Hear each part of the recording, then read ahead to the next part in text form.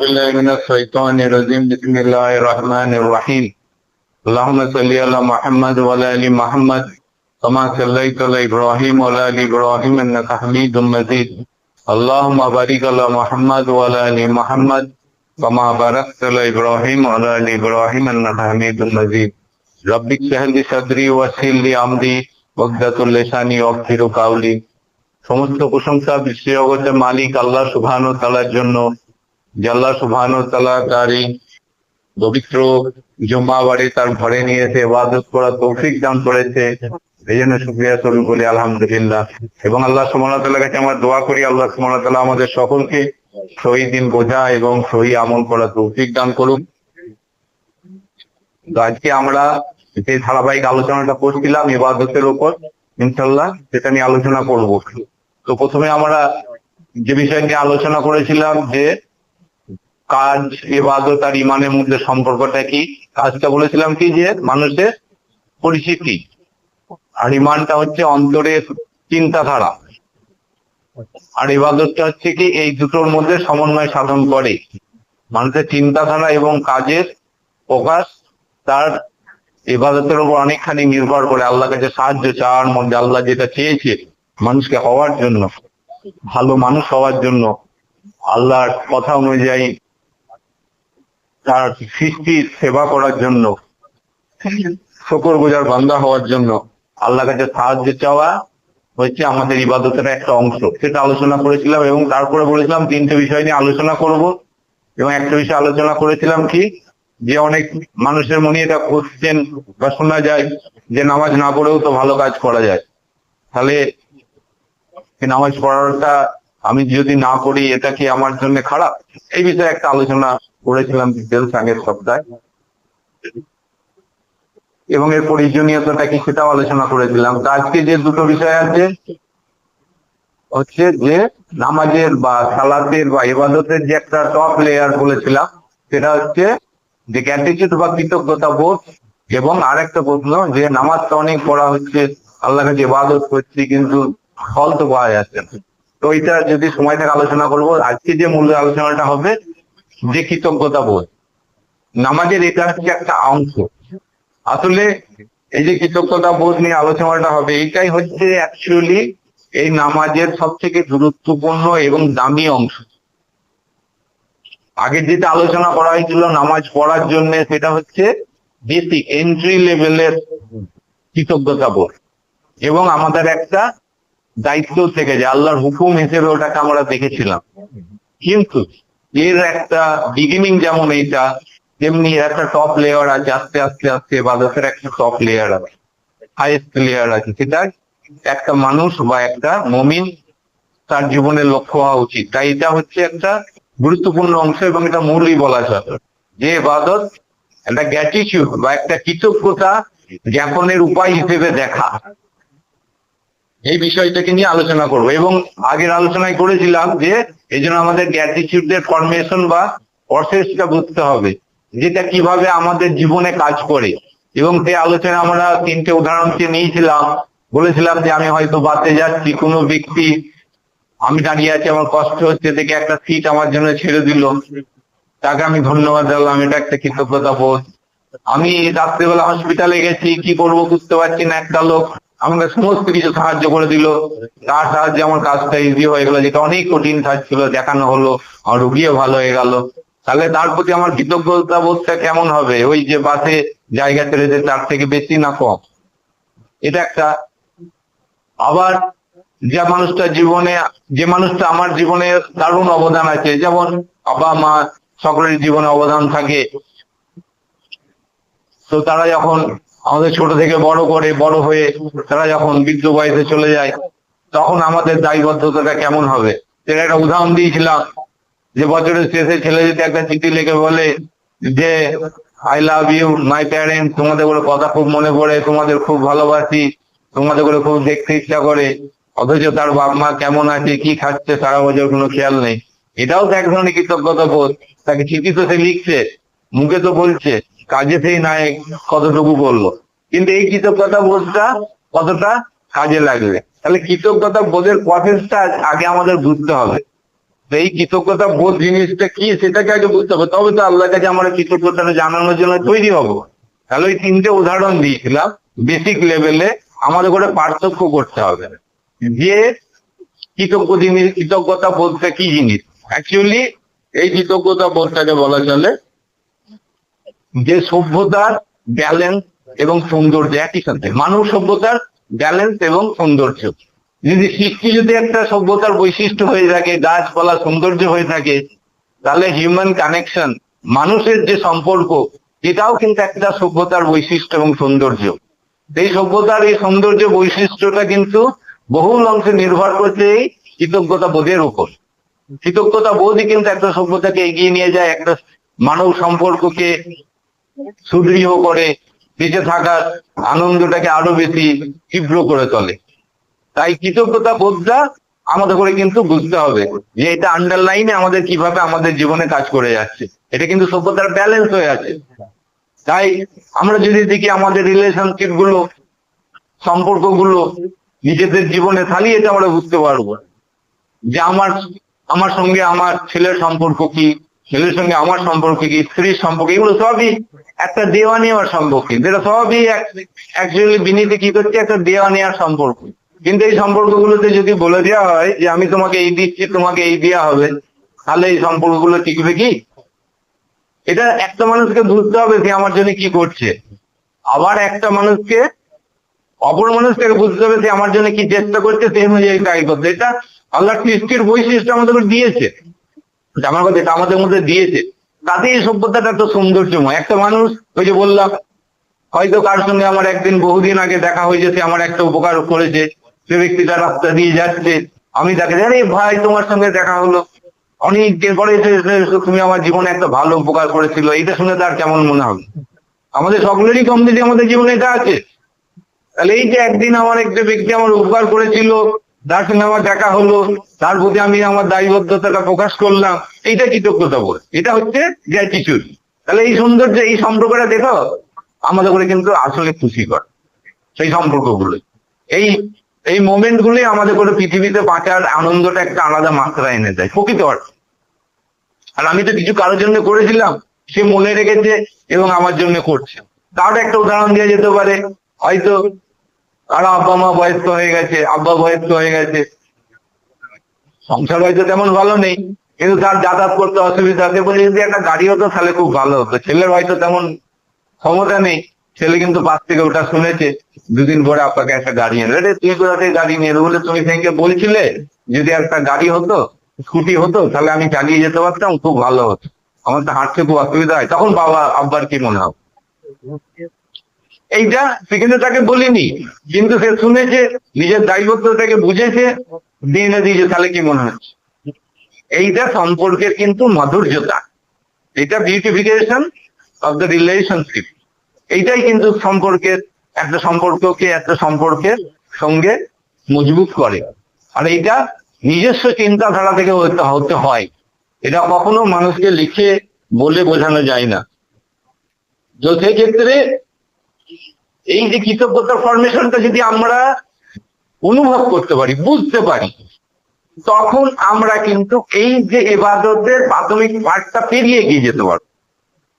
এইটাকে যদি আমরা বিলিভ করি, এটা যদি আমাদের জীবনে প্র্যাকটিস করি, তবেই ইবাদতের ওই এন্ট্রি লেভেলটা, আগে যেটা করেছিলাম আল্লাহ হুকুম দিচ্ছে বলে আমি চলে আসছি, আল্লাহ হুকুমকে মানছি, তারপরে আমার এন্ট্রি হবে। আর এটাই হচ্ছে ইবাদতের সব থেকে বিউটিফুল পার্ট। যদি আল্লাহ সুবহানাহু ওয়া তাআলা আমাদের কাছে কিছু চেয়ে থাকে, আমাদের জ্ঞানের বিনিময়ে, যে জ্ঞান আমাদের শ্রেষ্ঠত্ব বানিয়েছে, সেটা হচ্ছে আমাদের ওই উপলব্ধিটা বোঝার জন্য, বোঝা যে তুমি কি বুঝলে, মানুষ তুমি কি বুঝলে। তো সেই রকমই কিছু আয়াত আমি আলোচনা করবো, আল্লাহ সুবহানাহু ওয়া তাআলা কৃতজ্ঞতা বোধকে আমাদের ঘরে কিভাবে অ্যাড্রেস করছেন, সেটা কিছু আয়াতে আলোচনা করবো। তো এখানে অনেক আয়াত আছে, প্রায় 20খানার মতো আয়াত আছে, ওগুলো সম্ভব না, তার মধ্যে কিছু আমি বেছে নিয়ে এসেছি, আরো হয়তো আয়াত আছে। কারণ এটাই তো সৃষ্টির মূল বই, আপার লেভেলে এটা অবস্থান করছে। তো সূরা নাহল 16 নম্বর সূরা 78 নম্বর আয়াত। আর আল্লাহ তাআলা তোমাদের বের করেছেন তোমাদের মাতৃগর্ভ থেকে এমন অবস্থায় যে তোমরা কিছুই জানতে না। তিনি তোমাদের জন্য সৃষ্টি করেছেন শ্রবণ শক্তি মানে শোনার শক্তি, চোখ এবং অন্তর, যাতে তোমরা শুকরিয়া আদায় করতে পারো। শোনা না হলে বলছেন আর বলছে কি, আর আল্লাহ তাআলা তোমাদের বের করেছেন মাতৃগর্ভ থেকে এমন অবস্থায় তোমরা কিছুই জানতেন না। তিনি তোমাদের সৃষ্টি করেছেন, তিনি তোমাদের জন্য সৃষ্টি করেছেন শ্রবণ শক্তি, শোনার শক্তি, চক্ষু এবং অন্তর, যাতে তোমরা শুকরিয়া আদায় করতে পারো। তো আবার সূরা সাজদা 32তম আয়াতে আল্লাহ বলছেন, অতঃপর তিনি তাকে সুতাম করেছেন এবং নিজের রূহ ফুঁকে দিয়েছেন এবং তিনি তোমাদের জন্য কান, চোখ, অন্তর সৃষ্টি করেছেন, তোমরা খুব সামান্য কৃতজ্ঞতা প্রকাশ করো। ঠিক আছে, প্যাটার্নটা দেখি। আল্লাহ কৃতজ্ঞতার সঙ্গে এই আগেও বলেছি তিনটে অঙ্গ পিছনে সব সময় নিয়ে আসে। বেশিরভাগ কোরআনে যদি কোন অঙ্গগুলো কথা বলা হয়, চোখ, কান আর হৃদয়, এই তিনটে অঙ্গের বেশি ডেসক্রিপশন আল্লাহ সুবহানাহু ওয়া তাআলা সব সময় দেয়। আল্লাহ বলছে কি, যে যেটা না হলে 16 নম্বর আয়াতে যায়, আল্লাহ বলছে কি, তোমাদের করে এমন অবস্থায় বার করেছি তোমরা কিছু জানতে না। এটা গভীর কথা। এটা একটা আয়াতে বলতে আজকে সময় শেষ হয়ে যেতে পারে। যে আল্লাহ সুবহানাহু ওয়া তাআলা বলছে কি, যে তোমাদের করে আমি বার করে নিয়েছি যখন তোমরা কিছু জানতে না, যে অবস্থায়। তারপরে আমি তোমাদের করে এই অঙ্গগুলো দিয়েছি, তোমরা কি শুকরিয়া আদায় করবে না? তাহলে এইখানে দুটো জিনিস আছে। একটা, ব্যক্তির কাছ থেকে একটা উপকারের কথা আমি শুনলাম, হাটবাস অন্য জনের কাছে আমার জন্য করেছে, আর ডিরেক্ট কারো কাছ থেকে আমি শুনছি যে সে আমার জন্য কি করেছে। দুটো জিনিস কিন্তু এক নয়। তাই এটা হচ্ছে কি আল্লাহ সুবহানাহু ওয়া তাআলার বাণী। আল্লাহ সুবহানাহু ওয়া তাআলা স্বয়ং মানুষ, এই জন্যই কোরআনের বৈশিষ্ট্যটা অন্য গ্রন্থের থেকে আলাদা, কারণ এটা স্রষ্টার বাণী। স্রষ্টা স্বয়ং, আমার ডিনাই করার কোনো জায়গা নেই। স্রষ্টা স্বয়ং আমাকে অ্যাড্রেস করছে। কাকে অ্যাড্রেস করছে? মানুষকে অ্যাড্রেস করছে, মানুষকে বলছে। এটা কিন্তু আমি যদি কোরআন ভালো পড়তে জানি তাহলে কিন্তু এটা বোঝা যায় না। বোঝা যায়? আমি আলিফ বেতে ভালো পড়তে জানলে এই কথাটার অর্থ বোঝা যায়? এটা কিভাবে বুঝতে হয়? অন্তরের সততা দিয়ে বুঝতে হয়। অন্তরে যেটা বললাম, যেটা অন্তরের সততা আর সিনসিয়ারিটি থাকা দরকার, তবে এই কথাগুলো বোঝা যায়। কোরআনকে বোঝার জন্য এই দুটো মূল জিনিসের প্রয়োজন। এই দুটো যার মধ্যে তীব্রভাবে আছে, কোরআন তার জন্য ম্যাজিকের মতো কাজ করবে।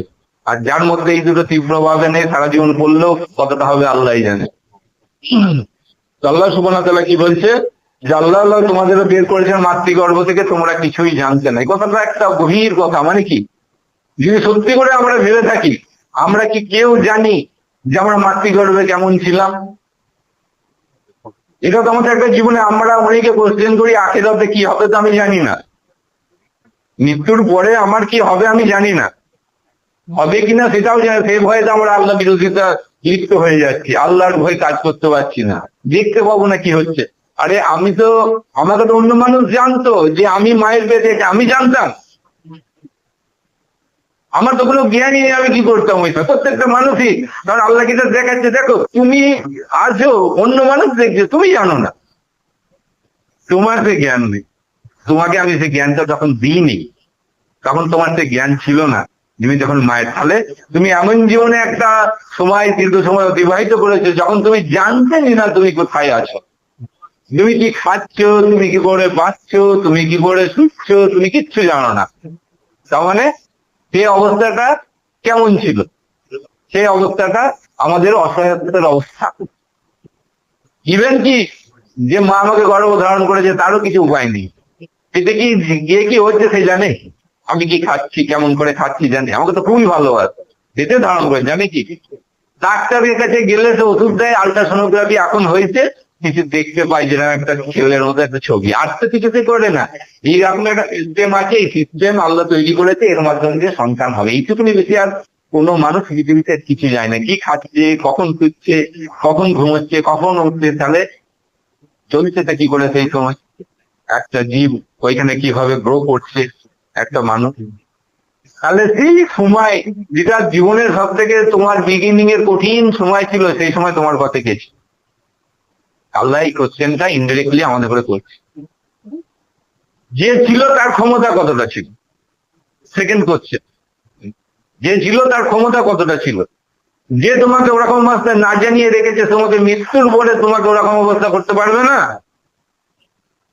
তোমার ব্রেনে আমি একটা ক্যালকুলেশন করার পাওয়ার দিয়েছি, যে আগে বলেছিলাম, পাওয়ার অফ ডিস্টিংশন দিয়েছি তোমাকে। তুমি কিন্তু ক্যালকুলেশন করলে অনেক কিছু করে ফেলতে পারবে। তুমি বলে আমাকে চিনতে ভুল করবে না, আমি তোমাকে এমন জ্ঞান দিইনি যে তুমি আমাকে চিনতে পারবে না। তুমি সব সময় আমাকে চিনতে পারবে যদি তোমার অন্তরে সততা থাকে। অন্তরে সততা নিয়ে এসো, সব সময় তুমি আমাকে দেখতে পারবে, কাউকে দেখতে পাবে না পৃথিবীতে। তো সেই সেই সত্তা যদি তোমাকে ওই অবস্থায় বাঁচিয়ে রাখে, মৃত্যুর পরে তোমাকে কেন তুলতে পারবে না? তোমার এই অবস্থাটা রাখতে পারবে না। এই তো সত্য, জীবনের একটা মহাসত্যকে তুমি অ্যাকসেপ্ট করতে রাজি আছো কি? আল্লাহ সুবহানাহু ওয়া তাআলা এই জন্য বলছে যে তুমি সেই অবস্থাটা কিছুই জানতে না, কেউ তোমাকে বাঁচানোর ছিল না, কেউ তোমার বাদে রাতে শুতো না, কেউ তোমাকে দেখতেও আসতো না। সেই সময় তোমার স্রষ্টাই কিন্তু তার সিস্টেমের মাধ্যমে তোমাকে বাঁচিয়ে রেখেছিল। এই অবস্থাটা আল্লাহ সুবহানাহু ওয়া তাআলা রেখেছিল। তিনি তোমাদের জন্য সৃষ্টি করেছেন শ্রবণ শক্তি, চক্ষু, তার কোনো অঙ্গ নেই। এটা আমি আগে বহুবার 2-3টি আলোচনা করেছি। যে বলতে শ্রবণ শক্তি, অন্তর আর চোখ কত ভাইটাল জিনিস। তোমরা কি শুকরিয়া আদায় করবে মানে থেকে? সেটা আগে আলোচনা করেছি, তবু সংক্ষেপে করি, যেহেতু এই সূরার একটা মূল পাঠই হচ্ছে এটা, যে এই তিনটে সাহায্যে আমার অস্তিত্বের প্রকাশ ঘটে। আমি যে মানুষ, তার অস্তিত্বের প্রকাশটা চরম ভাবে ঘটে কোন অঙ্গের সাহায্যে? সেটা কিন্তু এই আমি চোখে দেখছি, দেখাটাই আমি একটা অনুভব করছি কোনো জিনিস। আমার যদি চোখ না থাকতো তাহলে আমি কি হতে, আমি হাফ হয়ে যেত। কেউ বললে তবে তো আমি শুনতে, আমি তার কিছু দেখতে পাচ্ছি না, তাহলে আমি দেখতে ভালো, সুন্দর, পৃথিবীটা সুন্দর, আমার এখানে কি মানে আছে? আমার হার্টটা খুব সুন্দর, আমার ব্রেনটা খুব সুন্দর, ফাংশন খুব সুন্দর, আমি 100 মিটার শিখতে পারি সেকেন্ডে। এটা আমার কাছে কি অর্থ বহন করবে যদি আমার দৃষ্টিশক্তি সঠিক না থাকে? তাহলে কত মানে জ্ঞানী যে এই অঙ্গগুলোকে অ্যাড্রেস করছে 1400 বছর আগে মানুষের জন্য। তারপরে বলছি কান, যেটা শোনা, শোনা একটা ঘটনা শোনা, একটা মানুষের কাছ থেকে শোনা, এটাও তো আমাদের একটা জ্ঞান। এখান থেকেও তো আমরা জ্ঞানটাকে আহরণ করছি। আমার যে অস্তিত্বের বিকাশটা ঘটছে, ও ডাক্তার হয়েছে, অমুকের ছেলে ডাক্তার হয়েছে, এখন বাইরে গিয়ে বিরাট নাম। আমি শুনে এলাম আমার ছেলে, এই তুই পর তোকে ডাক্তার হতো। তাহলে এটা হলো কি করে? আমি তাকে ডাক্তার থেকে দেখে আসছি না, যে ডাক্তার হয়েছে। তাহলে শুনছি, তারপরে এটা একটা বিরাট সফলতা ধরে নিয়েছি আমার অঙ্গের মধ্যে, ব্রেনের মধ্যে। আমার তখন এটা আমার জীবনে প্রকাশ ঘটাবার চেষ্টা করি। তাহলে আমার যে প্রকাশটা, আমার যে ফিউচার প্ল্যানিংটা, আমার জীবনের যে অস্তিত্বের প্রকাশটা, সেটা কিন্তু এই তিনটে অঙ্গের মাধ্যমেই হয়। অন্তর বলতে কনসিয়াসনেস, সচেতনা বোধকে, ব্রেনও বলতে পারি, সেটা তো আর দেখা যায় না। এই তিনটে অঙ্গের বিনিময়ে কিন্তু আমার অস্তিত্ব যে সৃষ্টির যে চরম লেভেলটা, সেটা পৌঁছাচ্ছে, সেটা জায়গায় মানুষ এখন পৌঁছাচ্ছে। তাহলে এই যে তুমি এটা পেলে, কার জন্য পেলে? তোমাকে তো ওখান থেকে বার করে নিয়ে আনলো একজনে, যখন তোমার সঙ্গে কেউ ছিল না। আর তুমি এটা বলছো আল্লাহ আমাকে পৃথিবীতে দেখে না। হ্যাঁ না, মানুষ আজকে এমনই হয়ে যায়। তো তারপরে তুমি পেলে, তোমার কাছে পৃথিবীতে আজকে মনে হচ্ছে তোমার কাছে কিছু নেই। কি করে মনে হচ্ছে? তোমার কাছে কিন্তু সবই আছে।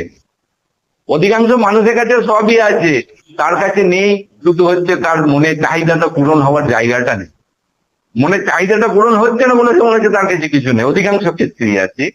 তো যাই তার মনে হচ্ছে, সেটা হচ্ছে কি করে? আল্লাহ সুবহানাহু ওয়া তাআলা এই অঙ্গগুলো তাকে দান করেছে বলেই এইটা হচ্ছে। তো প্রকৃত অর্থে যখন মানুষ কি করবে, যে এটাকে সূক্ষ্ম দৃষ্টিতে দেখবে, অনেস্টির সঙ্গে দেখবে, সততার সঙ্গে দেখবে, যে আমি যে আজকে মানুষ, আমার যে আজকে অস্তিত্বটা আজকে এই জায়গায় দাঁড়িয়েছে, আমি যে আজকে ভাবছি, আমি যে চিন্তা করছি, এটা তো সম্পূর্ণই আল্লাহর দয়া। আমি নিজেকে এটা মনে করছি, আমি মনে করে করে ছুটছি। আমি এই যে মনে করছিটা কি করে? চোখে দেখছি, কানে শুনছি বলেই তো আমি মনে করছি। আমার নামাজ পড়ার টাইম নেই, আমার এখন অনেক কাজ, মসজিদে আসা যাবে না, অনেক কাজ। আমি তো মনে করছি কি করে? কখনো ভেবে দেখেছি? মনেটা করছি, আল্লাহ দিয়েছে সেই অঙ্গ, সেই আল্লাহ কিন্তু ডাকছে, সেই আল্লাহ কিন্তু ডাকছে। তার অঙ্গ নিয়ে আমি বলছি, আমি তুমি ডাকলে আমার এখন টাইম নেই, কারণ আমার এখন অনেক কাজ। তাহলে এইটা আল্লাহ অ্যাড্রেস করছে, এই বিউটিটা বুঝতে হবে কোরআনের। এত অঙ্গ থাকতে এই তিনটে অঙ্গকে আল্লাহ সুবহানাহু ওয়া তাআলা আমাদের সামনে প্রকাশ ঘটাচ্ছে, নিয়ে আসি যে তোমার অবস্থাটা কি ছিল। ওই যে বললাম, গ্র্যাটিটিউডের যে অবজেক্টটা যদি আমি খেয়াল করি, কেউ গাছে বসার জায়গা দেয়, তার জন্য থ্যাংক ইউ বলি। যে আমার একটা উপকার করে তার কাছে আমি মিষ্টি নিয়ে চলে যাই, তারপরের দিন সকালবেলায় আমার থেকে আরেকটু ভালো আমাকে অনেক দিন আগে আমার টাকা পয়সা ছিল না, এক ব্যক্তি আমাকে, তার নাম খুব করি সারা জীবন, অনেক ব্যক্তি দেখা যাবে অমুক ব্যক্তি আমাকে একটা সময় বিরাট সাহায্য করেছিল, তার প্রতি তার বিরাট ভালোবাসা, ঠিক আছে। কিন্তু যে তোমাকে এই অবস্থা থেকে বার করে নিয়ে এলো, যার জন্য তুমি ওই ব্যক্তি থেকে কৃতজ্ঞতা উপলব্ধি করতে পারছো, তার প্রতি তোমার কি মনে হয়? এটা আল্লাহ জিজ্ঞেস করছে, আমি, তুমি কি শুকরিয়া আদায় করবে না বল থেকে? যে তুমি জীবনে যেটাই অনুভব করছো তোমার ভালো খারাপ সেটা সবই তা আমার জান। এইবার তোমাকে তোমার সততা দিয়ে বলতে হবে আল্লাহ তোমাকে কি দিয়েছে কি দেয়নি সেটা আলাদা গল্প। তোমার মনে হতে পারে যে আল্লাহ তোমাকে কিছু দেয়নি, কিন্তু প্রকৃত অর্থে আল্লাহ কি মানুষকে দেয় না? তো কৃতজ্ঞতাটা যদি মানুষ ভাবতে চায়, সে কিন্তু তার এই ক্ষমতা দিয়ে কিন্তু বুঝতে পারবে। তাই আল্লাহ বলছে যে এই যে তুমি পেয়েছো এর জন্য কি তুমি আমার শুকরিয়া আদায় করবে না? তো যখন সে প্রকৃত অর্থে আল্লাহ সুবহানাহু ওয়া তাআলার নিয়ামতের কথা স্মরণ করবে, রাইট ওয়েতে চিন্তা করবে, সোসাইটির ওয়েতে না, আমাদের চিন্তাটা হয়ে গেছে সোসাইটির ওয়েতে। এই জন্যই তো কোরআনকে প্রয়োজন। কোরআন কি করে বিগিনিংটা তৈরি করে দেয়, কোন থেকে তোমাকে চিন্তা করতে হবে, কোন জায়গাটা থেকে, where you have to start your thinking, তোমার চিন্তাধারাটা কোথা থেকে আসতে হবে সেটাও আল্লাহ ঠিক করে দেয়। এটাই আমাদের কাছে সব থেকে বড় অন্যতম নিয়ামত হচ্ছে কোরআনে। আর সোসাইটি কি করে, কোথা থেকে তুমি দুনিয়াতে বেঁচে থাকবে তার জায়গাটাকে চিনিয়ে দেয়। দুনিয়াতে তোমার অস্তিত্বের প্রকাশটা কেমন ঘটবে, কেমন করলে তুমি আরো 10 বছর এক্সটেনশন হবে সেটা শেখায়। সেভাবে এটাই তোর সফলতা, তুই কি করেছিস আরো 10 বছর বেঁচেছিস, এটাই তো জীবনের আনন্দ। কাল থাকবি কিনা জানিস না, আজকে তো বেঁচেছিস, আরো 10 বছর বেঁচে গেছিস আবার। কিন্তু কোরআন কি থাকে, কোরআন শেখায় যে জীবনের প্রকৃত অর্থটাকে বোঝায়, প্রকৃত চিন্তাধারাটাকে কিভাবে করতে হবে সেটা শেখায়। যে তুমি মানুষ হয়েছো, তোমার মানুষ হিসেবে তোমার প্রাথমিক দায়িত্ব কি আছে, কিভাবে তুমি জীবনের সফলতা পাবে, এই চিন্তাধারা, এটা চিন্তাধারা, আমি বলছি না কাজ, অ্যাকশন, চিন্তাধারাটা শেখায়। এই চিন্তাধারাটা যখন মানুষের মধ্যে প্রকৃত অর্থে প্রবেশ করবে, তখন কিন্তু সে জীবনের সফলতার পথগুলো আস্তে আস্তে অবশ্যই প্রকৃত অর্থে খুঁজে পাবে। দুনিয়াতেও সফলতা আছে কিন্তু সেটা তো টেম্পোরারি, কিন্তু আখিরাতের সফলতাটা হচ্ছে কিন্তু আল্লাহ সুবহানাহু ওয়া তাআলার কাছে চিরস্থায়ী এক সফলতা। তাই এই যে গ্র্যাটিটিউডের আল্লাহ সুবহানাহু ওয়া তাআলা যে প্রকাশটা আমাদের করে এই আয়াতটাতে দেখালেন, এটা যদি আমরা উপলব্ধি করতে পারি, তাহলে আমরা কি দেখতে পাচ্ছি যে এটা আমাদের করে চিন্তা করে দেখায়। আল্লাহ তো আমাদের করে জিজ্ঞেস করছে, এটা আমরা চিন্তা করে দেখি যে আমাদের চক্ষু কান অন্তর দিয়েছে, এই দিয়ে আমরা কি পাচ্ছি, আল্লাহ আমাদের কাছ থেকে কি পাই, আমরা ভেবে দেখি, একটু আমরা চিন্তা করি, একটু ক্যালকুলেশন করি, আমরা সততার সঙ্গে দেখি, এবং আমরা মানুষের সঙ্গে কিছু দিলে যে আচরণ করি, স্রষ্টা আমাকে দেওয়ার জন্য স্রষ্টা যে স্রষ্টার সঙ্গে কি সে আচরণটা করছি। আজ যে বললাম ওই পিতা মাতাকে একটা বছরের চিঠিও লেখা যে আমি তোমাকে খুব ভালোবাসি, তোমাদের সারাদিন চিন্তা করছি, তারা কি খাচ্ছে একটা, এটাও কিন্তু একটা কৃতজ্ঞতা বোধ। আবার একটা কৃতজ্ঞতা বোধ বললাম কি, আব্বা বলতে যে আমি যেতে পারছি না, আমার অভাব আছে, কিন্তু তার জন্য আমি একটা স্কুটার কিনে নিয়ে এলাম আমার অভাব সত্ত্বেও, তারও কিন্তু একটা অন্তরে তখন কৃতজ্ঞতা বোধ হবে, ভালোবাসা হবে যে আমি ছেলেটাকে মানুষ করেছি, আজকে সে পর্যায়ে এসে পৌঁছেছে, যে আমার চাহিদাটাকে তার প্রয়োজনের থেকে বেশি গুরুত্ব দিয়েছে। তাহলে এটা কিন্তু আল্লাহ আমাদের বোঝার ক্ষমতা দিয়েছে। তাই আল্লাহ সুবহানাহু ওয়া তাআলা অবদানটাকে আমরা চিন্তা করি, এটা একটি ব্যক্তিকে তার নিজস্ব চিন্তা ভাবনা দিয়ে করতে হবে, আল্লাহ আমাকে কি দিয়েছে, তার বিনিময়ে আল্লাহকে আমি কি দিতে পারি। এইটাই বললাম হাইয়েস্ট লেভেল অফ ইবাদতের স্টার্টিং পয়েন্ট। এন্ট্রি লেভেলটা যখন সে পার করবে, আল্লাহ হাই আল্লাহ সালাহ হাই আল্লাহ সালাহ বলার আগে তার অন্তর রেডি হয়ে যাবে, আল্লাহ সুবহানাহু ওয়া তাআলা আমাকে কিন্তু এবার ডাকবে, আমার কাজটাকে এমন ভাবে করতে হবে যেন আমি মসজিদটা আপা যেন আমার না আটকায়, ঠিক আছে, শুধু তো মসজিদ নয়, যে কোনো জিনিস আল্লাহ সুবহানাহু ওয়া তাআলা হুকুমটা যেন দুনিয়ার কোনো চাহিদা আমাকে যেন আটকাতে না পারে। এই অ্যাটিটিউডটা তার সামনে প্রকাশ করাটাই হচ্ছে যেটা আল্লাহ সুবহানাহু ওয়া তাআলা কোরআনের মধ্যে বলছেন কি, যে জান ও মাল দিয়ে আল্লাহর রাস্তায় তোমরা জিহাদ করো, লড়াই করো, আমি তোমাদের কিনে নিয়েছি। এটাই হচ্ছে আজকে বললাম যদি পরের সপ্তাহে সময় থেকে আলোচনা করবো, এটা হচ্ছে হাইয়েস্ট লেভেল অফ গ্র্যাটিটিউড। শোনার জন্য শুনে রাখি, এটাই আল্লাহর জন্য আমার হাইয়েস্ট গ্র্যাটিটিউড, তোমার জান ও মাল দিয়ে আল্লাহর রাস্তায় তার সন্তুষ্টির উদ্দেশ্যে তুমি লড়াই করো। এইটা যদি আমরা উপলব্ধি করে এগিয়ে যেতে পারি, ইনশাল্লাহ আল্লাহ আমাদের পৃথিবীর বুকেতেও তার শান্তি দান করবেন, তার ভালোবাসা দান করবেন, তার নিয়ামত দান করবেন, অন্তরের মধ্যে দান করবেন, অবশ্যই করবেন।